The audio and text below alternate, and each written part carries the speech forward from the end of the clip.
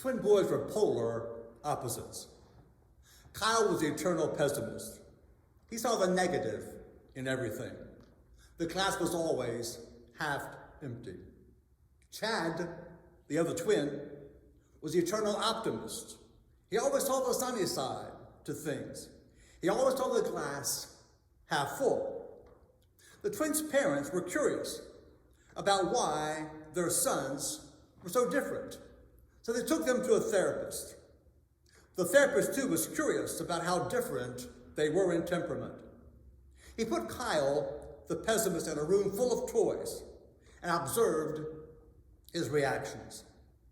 Kyle picked up a toy airplane and said, "This is awful. This airplane is ugly." And he picked up a Matchbox car and he said, "This is terrible too. My friend has a much better collection than this thing is." And Kyle did that with every toy in that room. The therapist put Chad, the optimist, in a room full of manure. Chad immediately started digging. The therapist asked Chad, "What in the world are you doing? Why are you digging in this manure?" And Chad answered, "Well, with all this manure, there's got to be a horse in here somewhere." Now that's optimism. Now attitude is everything. It's all in how we look at things. It's my belief most of us need an attitude adjustment. We Christians are not perfect. We Christians are not in control. We Christians do not have all the answers. We Christians are not better than other people. We Christians, followers of Christ, are those who have learned that God can be trusted. God can be trusted to give peace in the midst of the storm. God can be trusted to take what is evil and to transform it into something that is good. God can be trusted to empower you and to empower me in the midst of trouble.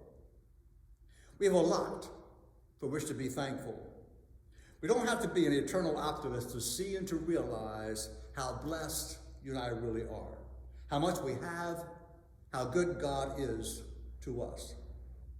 Most of us have had some cleanup to do since Isaias, or however you pronounce the name of that storm, which went through our area not long ago. I've had limbs and debris to clean up.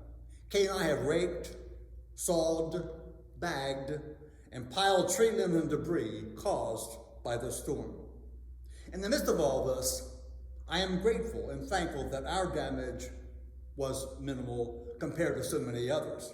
3 houses away, a huge tree fell on our neighbor's house, pretty much destroyed the whole place.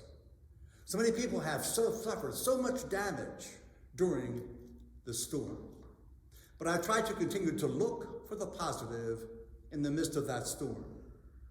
I have a pile of nice-sized limbs to be ground up and removed by a tree company. I was able to add 2 or 3 other smaller trees to the same pile. Trees that had died, and just some trees that just needed to go. They were in the way. So I accomplished some additional cleanup prompted by the storm.